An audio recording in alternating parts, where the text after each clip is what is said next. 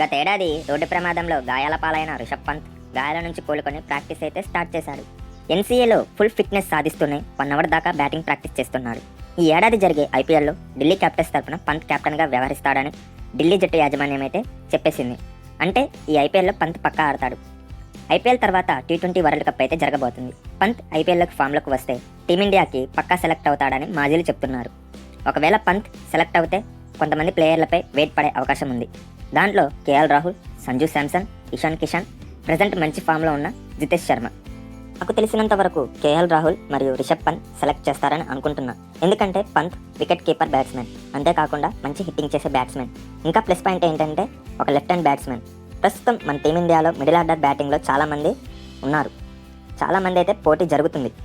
మరి వారందరిలో ఎవరికి ఛాన్సులు దక్కుతుందో లేదో వేచి చూడాలి. ఓపెనర్గా అయితే Rohit Sharma fix, number 3 Virat Kohli, number 4 Suryakumar Yadav ఉండే ఛాన్సులు చాలా ఎక్కువ. ఫినిషర్గా అయితే రింకు సింగ్, దాంట్లో నో డౌట్. మిగతా ప్లేయర్లు ఎవరనేదే పెద్ద సమస్యగా మారింది.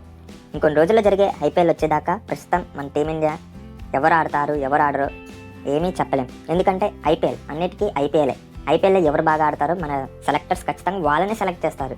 ఎందుకంటే మనం చాలా సిరీస్లలో చూసాం, దాంట్లో ఎవరు బాగా ఆడతారో వాళ్ళనే చూసాం. కానీ టీ20 వరల్డ్ కప్ నాకు తెలిసినంత వరకు అయితే ఎక్స్పీరియన్స్ ప్లేయర్ని సెలెక్ట్ చేస్తారని అనుకుంటున్నా.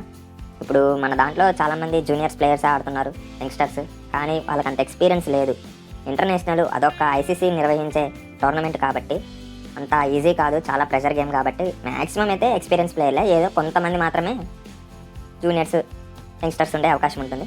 మోర్ వీడియోస్ కోసం మన ఛానల్ని అయితే సబ్స్క్రైబ్ చేసుకోండి.